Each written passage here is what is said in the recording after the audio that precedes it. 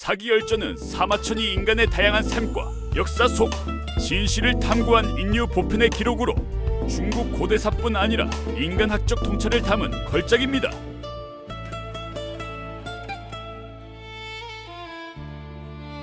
비가 내리기 직전의 하늘은 언제나 애매한 빛을 품는다. 짙지도 옅지도 않은 회색이 들판 위에 얇게 펴지고 바람은 먼지와 풀잎의 냄새를 섞어 사람의 코끝을 스친다. 낙양에서 동쪽으로 작은 고을 하남의 들판을 가로질러 한 사내가 걸었다.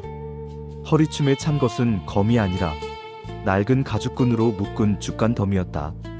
젖은 신이 걸음마다 축축 소리를 냈고 그 소리는 마치 누군가 혀를 차는 소리처럼 들렸다. 사내의 이름은 소진. 훗날 사람들은 그를 두고 합종을 주장한 유색가의 전형이라 부르겠지만 그날의 소진은 그저 굶주린 한 인간이었다. 세상의 큰 물결을 이야기하기에는 그의 배가 너무 비어 있었다. 그가 고향으로 돌아온 것은 실패의 냄새를 싣고였다. 세상은 말로 움직인다고 믿었으나 말은 늘 배고픔 앞에서 무너졌다. 여러 나라의 문을 두드렸고 여러 왕의 눈을 바라보았으며 여러 대신들의 비웃음을 들었다. 말재주로 밥을 먹겠다는 사내를 세상은 쉽게 받아주지 않았다. 특히 진나라의 장대한 성문 앞에서 그는 자신이 누구인지, 자신의 혀가 얼마나 가벼운지 절감했다. 왕궁의 문지기들은 그의 옷을 훑어보고는 그가 가진 주관을 훑어보지도 않았다. 그저 한마디였다. 여긴 그런 사람 필요 없다. 거절은 칼처럼 빠르고 차갑고 익숙했다. 그는 말의 칼날로 세상을 베겠다고 했지만 현실의 칼날은 늘 그의 손을 먼저 베었다. 고향의 집은 낮은 흙담으로 둘러싸여 있었다. 담은 비를 맞아 여기저기 꺼져 있었고 마당에는 마른 장작이 반쯤 썩어 있었다. 문을 밀자 삐걱 소리가 났다. 그 소리마저 또 돌아왔느냐 하고 묻는 듯했다. 어머니는 멀찍이 서서 그를 보았다. 반가움과 실망이 뒤엉킨 눈이었다. 아내는 부엌 쪽에서 손을 닦다 말고 고개만 살짝 돌렸다. 형제들은 말은 하지 않았으나 얼굴에 이미 답을 써놓고 있었다. 또 실패했군. 식탁이라 부르기 민망한 나무판 위에는 거친 좁쌀죽이 놓여 있었다. 소진이 손을 뻗자 어머니가 낮게 말했다. 먼 길 오느라 고생했다. 그런데 이제 그만하면 어떠냐? 그 말은 단순한 권유가 아니었다. 가족이 허기와 수치를 버티는 방식이었다. 그들이 원하는 것은 거창한 이상이 아니라 당장 오늘의 밥이었다. 그는 말없이 죽을 떠먹었다. 숟가락이 그릇을 긁는 소리만 났다. 잠시 뒤 아내가 옆방으로 들어가며 중얼거렸다. 밖에서 큰일 한다더니 큰일은커녕 말은 끝까지 이어지지 않았지만 남은 공기가 더 아팠다. 형은 고개를 젓고 동생은 웃음을 삼켰다. 소진은 그 모든 것을 보았다. 누구보다 똑똑하다 믿던 자신이 집안에서 가장 초라했다. 그날 밤 그는 잠들지 못했다. 등잔불이 바람에 흔들렸다. 축간을 펼쳤다. 글자들이 마치 비웃는 듯 가끔은 동정하는 듯 종이 위에서 꿈틀거렸다. 정치와 외교와 세력이라는 단어들이 현실의 좁쌀죽보다 무거웠다. 새벽이 가까워질 무렵 그는 벽에 기대어 앉았다. 뒷목이 뻐근했고 눈은 건조했다. 그때 문틈으로 들어온 찬바람이 그의 허벅지를 스쳤다. 순간 그는 몸을 움찔했다. 그리고 그 감각은 곧 상상으로 변했다. 가난이 피부를 찌르는 바늘이 되는 상상이었다. 이대로는 안 된다. 그는 입술을 깨물었다. 자신에게 하는 말이었다. 유세는 입으로 하는 것 같지만 실은 마음의 근육으로 하는 일이다. 마음이 꺾이면 혀는 바로 굳는다. 그는 지금까지 너무 쉽게 꺾였다. 거절을 상대의 판단으로 받아들였지 내 준비의 부족으로 받아들이지 않았다. 그는 결심했다. 다시 떠나기 전에 자신을 갈아엎기로 했다. 이야기 속에서 그 결심은 흔히 한 줄로 지나가지만 실제 결심은 살점의 문제였다. 결심을 지키려면 매일의 유혹과 싸워야 했다. 졸음, 배고픔, 가족의 시선, 자기 혐오. 그래도 안 될 거야 라는 속삭임. 그런 것들은 전장에 있는 적보다 더 끈질기다. 그가 공부를 시작하자 집안의 공기는 달라졌다. 달라졌다고 해서 따뜻해진 것은 아니었다. 오히려 더 차가워졌다. 가족에게 공부는 또 시작이군이라는 신호였기 때문이다. 그러나 그는 참았다. 참는다는 것은 때로 몸의 특정 부위를 스스로 학대하는 일과 닮았다. 그는 스스로에게 방법을 만들었다. 밤마다 졸음이 몰려오면 칼끝을 들어 허벅지를 찔렀다. 깊지 않게 피가 조금 배어나올 정도로. 고통은 정신을 깨웠고 피는 결심을 기록했다. 상처는 그의 다짐을 증명하는 도장 같았다. 그렇게 수많은 밤이 지나갔다. 주간 위의 글자들은 더 이상 비웃지 않았다. 어느 순간부터 글자들은 서로 연결되기 시작했다. 나라와 나라 사이의 틈, 왕의 욕망, 신하의 두려움, 백성의 피로. 그는 그것들을 하나의 지도처럼 머릿속에 그렸다. 말은 그 지도 위에서 길을 찾는 도구가 되었다. 그리고 마침내 그는 다시 길을 나섰다. 이번에는 목적지가 달랐다. 그는 진나라의 성문을 다시 두드릴 수도 있었지만 그는 먼저 6나라 안, 조, 위, 연, 제, 초의 방향을 보았다. 진나라가 서쪽에서 밀어붙이는 칼이라면 동쪽의 여러 나라들은 흩어진 방패였다. 방패는 흩어져 있으면 각계격파를 당한다. 그러나 방패가 겹치면 칼은 쉽게 들어오지 못한다. 그는 그 원리를 글자에서만이 아니라 사람의 얼굴에서도 읽었다. 왕들은 모두 자기 나라가 먼저 살아남길 원했다. 그러나 모두가 그렇게 생각할수록 모두가 위험해졌다. 이것이 소진이 붙잡은 모순이었다. 그는 그 모순을 합종이라는 한마디로 꿰었다. 세로로 이어 동맹을 맺어 진나라의 가로를 막는다. 말은 간단했으나 그 말이 왕들의 마음속에서 가능한 현실이 되게 하는 것이 진짜 일이었다. 그는 처음 조나라로 갔다. 조나라의 궁정은 날카로웠다. 대신들의 눈은 매서웠고 말 한마디가 칼날이 되었다. 소진은 낮은 자리에서 시작했다. 누구도 그를 쉽게 만나주지 않았다. 그는 기다렸다. 기다리는 동안 궁정 사람들의 말투와 순결을 익혔다. 어느 날 마침내 문이 열렸을 때 그는 준비된 사람의 걸음으로 들어갔다. 조왕 앞에서 그는 서두르지 않았다. 서두르는 말은 진정성이 아니라 궁핍을 드러낸다.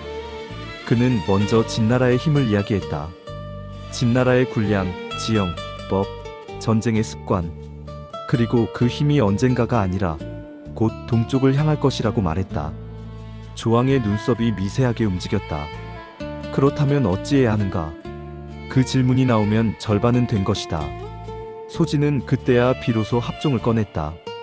그 말은 단순한 도덕적 호소가 아니라 계산이었다. 조나라가 혼자 싸우면 패배 확률이 높고 6나라가 함께 서면 진나라는 쉽게 손을 대기 어렵다. 그는 그 계산을 왕의 자존심에 맞춰 제시했다. 대왕께서 맹주가 되시면 조의 명성은 천하에 미치고 진도 감히 함부로 움직이지 못할 것입니다. 왕에게 살아남는 길만 보여주면 부족하다.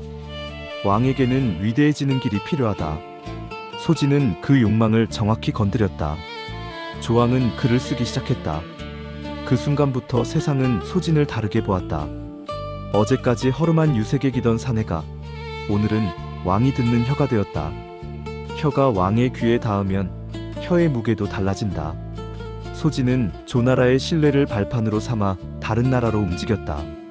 위나라에서는 계산을, 한나라에서는 공포를, 연나라에서는 안전을, 제나라에서는 이익을, 초나라에서는 위험을 이야기했다. 그는 같은 말로 모든 나라를 설득하지 않았다. 사람은 다르고 왕은 더 다르다. 어떤 왕은 겁이 많아 위험을 크게 느낄수록 움직이고 어떤 왕은 자존심이 강해 손해를 더 두려워한다. 소진은 왕들의 두려움을 서로 다른 언어로 번역했다. 6나라가 움직이기 시작하자 천하의 바람이 달라졌다. 전쟁의 소문이 잠시 멈췄고 진나라의 눈빛도 신중해졌다. 소진이 서쪽을 향해 등을 돌리자 그의 등 뒤에는 연합이라는 그림자가 길게 드리워졌다. 그가 합종을 완성했을 때 그에게는 전례 없는 상징이 주어졌다. 6나라의 인장을 한 몸에 지니는 자리, 상상해보라. 작은 고을에서 좁쌀죽을 먹던 사내가 이제는 나라 6의 무게를 옷자락에 달고 다닌다. 인장은 금속이고 금속은 차갑다. 그러나 그 차가움은 사람의 마음을 뜨겁게 만든다.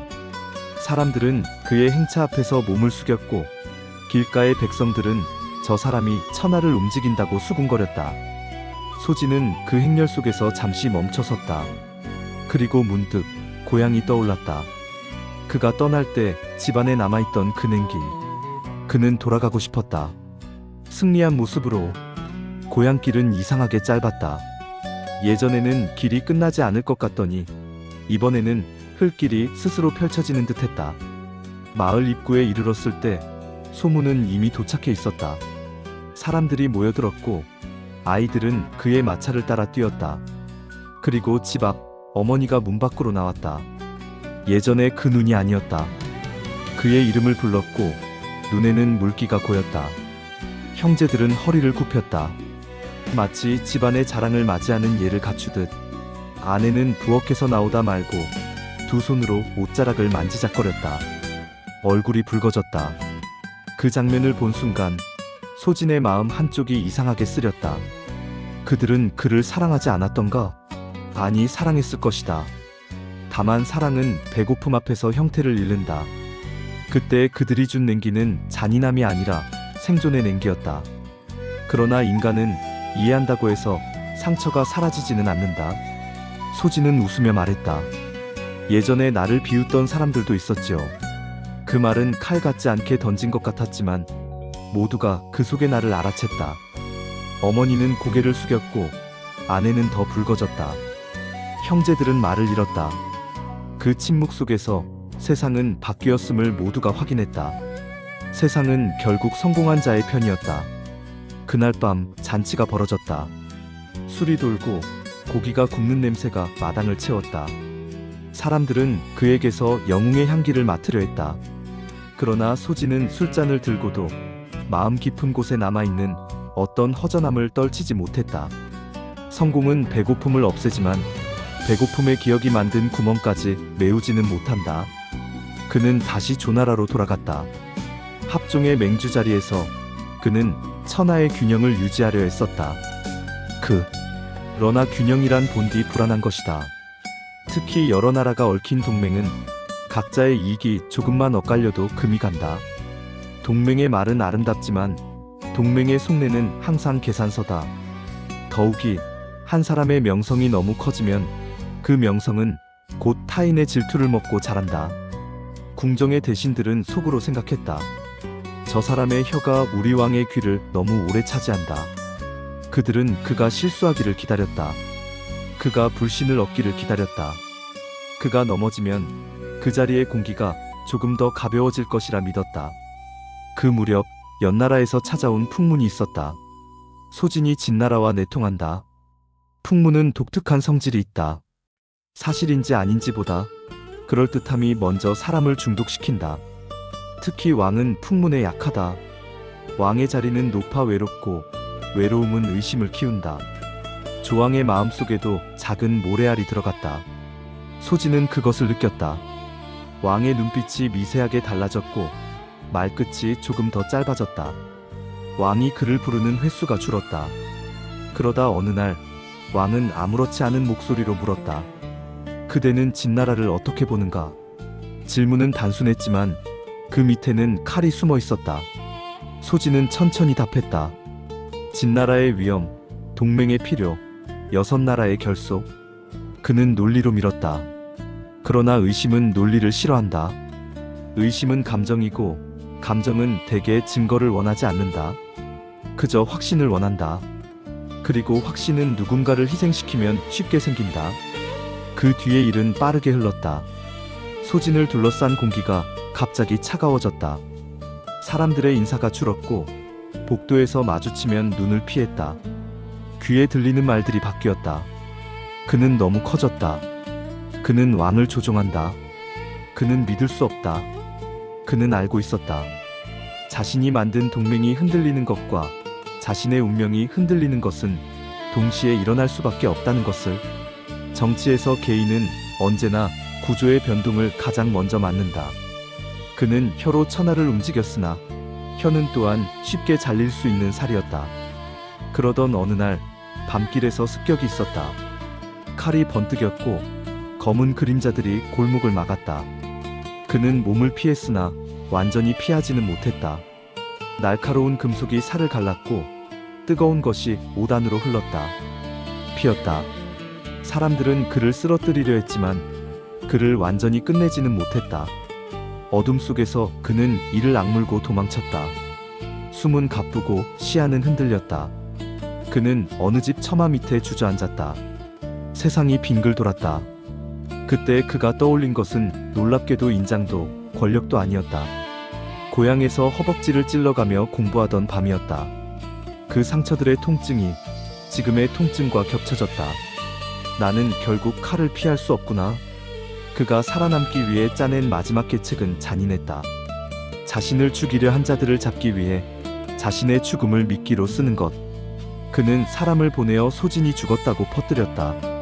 그리고 조정에 말하게 했다. 범인을 잡기 위해 시신을 공개해 그들이 확인하러 오게 하자. 자기 몸을 시신으로 내어놓는다는 것은 인간의 존엄을 마지막까지 깎는 일이다. 그러나 그는 이미 정치의 잔인함을 알고 있었다. 정치가 사람을 도구로 쓰는 것이 아니라 사람이 스스로를 도구로 만들 때 정치의 끝이 온다는 것도. 며칠 뒤 광장에 그의 몸이 놓였다. 완전히 숨이 끊어지지는 않았으나 그는 거의 죽은 사람처럼 누워 있었다. 눈꺼풀은 무겁고 숨은 얕았다. 사람들은 웅성거렸다. 정말 죽었나? 저 혀가 멈췄나? 소진은 그 웅성거림 속에서 자신이 살아있을 때보다 더 사물이 되어갔다. 그리고 마침내 범인들이 나타났다. 그들은 확인하려고 다가왔다. 그 순간을 기다리던 조정의 군사들이 덮쳤다. 칼이 번쩍이며 그들을 붙잡았다. 소진의 계획은 성공했다. 범인들은 잡혔고 진실은 드러났다. 그러나 성공의 대가로 그는 완전히 꺼져갔다. 마지막 숨을 내쉬며 그는 생각했다. 합종은 한때 천하를 묶었으나 그 묶음은 영원하지 않았다. 사람의 욕망이 서로 다른 방향으로 당기면 밧줄은 결국 닳아 끊어진다. 그가 할 수 있었던 것은 잠시 시간을 벌어주는 것뿐이었다. 그의 죽음 이후 조정은 그를 어떻게 평가해야 할지 잠시 망설였다. 의심했던 자를 이제 와서 찬양하기가 민망했을 것이다. 그러나 정치에는 체면보다 더 중요한 것이 있다. 백성의 눈과 다른 나라의 귀. 조정은 그를 일정한 방식으로 정리했다. 그가 죽으며 범인을 잡게 한 일은 그의 충성으로 포장되었다. 그의 이름은 다시 단정해졌고 그의 공은 다시 계산되었다. 사람들은 훗날 소진을 이야기할 때 흔히 합종이라는 두 글자를 먼저 꺼낸다. 하지만 그의 삶은 두 글자로 끝나지 않는다. 그가 걸어간 길은 한 인간이 배고픔을 이기고 모욕을 견디고 공부로 자신을 벼리고 말로 권력을 얻고 권력 속에서 의심을 막고 마지막엔 자신의 몸까지 도구로 내어놓아 진실을 끌어낸 이야기다. 그의 혀는 천하를 움직였으나 그의 몸은 늘 천하에 짓눌렸다. 그래서 소진의 삶은 유세가의 승리담이면서 동시에 유세가의 비극담이다. 말로 세상을 바꾸려 한 자가 결국 세상에 의해 말없는 몸으로 바뀌어야 했던 이야기이다. 그리고 어쩌면 그 비가 내리기 직전에 하늘 아래에서 처음 길을 나섰던 사내는 이미 알고 있었는지도 모른다. 세상은 말로 움직이지만 말의 대가를 지불하는 것은 언제나 사람의 살과 피라는 것을. 바람이 불면 풀잎은 한 방향으로 눕고 바람이 멈추면 다시 일어난다. 합종도 그랬다. 한때는 6나라가 같은 방향으로 눕는 듯 했으나 바람이 달라지자 다시 제각각 일어섰다. 그러나 풀잎이 바람에 눕는 순간 땅은 잠시라도 덜 갈라진다. 소진이 만든 것은 영원한 질서가 아니라 잠시의 균형이었다. 그 잠시를 위해 그는 자신의 허벅지를 찔렀고 자신의 자존심을 삼켰고 자신의 이름을 칼날 위에 올려놓았다. 그가 남긴 것은 인장도 마차도 잔치도 아니었다. 한 인간이 가능하다를 증명하기 위해 얼마나 잔인해질 수 있는가. 그리고 그 잔인함이 때로는 시대를 잠시나마 늦추고 사람들의 생을 하루라도 더 이어주기도 한다는 사실을. 비는 결국 내렸다. 하늘은 더 짙어졌고 들판은 젖었으며 길은 진흙이 되었다. 그러나 그 진흙 위를 걸었던 사람의 발자국은 시간이 지나도 쉽게 지워지지 않는다. 소진의 발자국도 그랬다. 말로 쓰인 발자국, 피로 다져진 발자국, 천하의 균열 사이에 잠시 걸쳐진 한 줄기의 발자국.